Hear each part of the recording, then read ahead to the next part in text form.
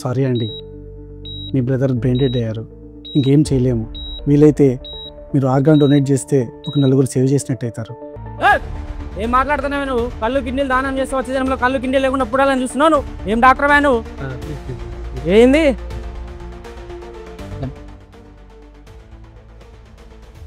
ఆవేదనం చేయడానికి మాకు okay sir.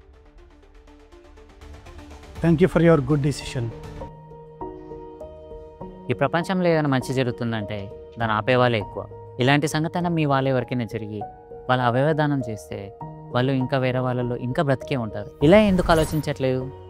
ఒక్కసారి ఆలోచించండి. ఈ మూఢనమ్మకాలని ఇకపై వదిలేయండి. అవయవదానం చేయండి. మీ వాళ్ళని వాళ్ళు చూసుకోండి. ఇది మా చిన్న ప్రయత్నం.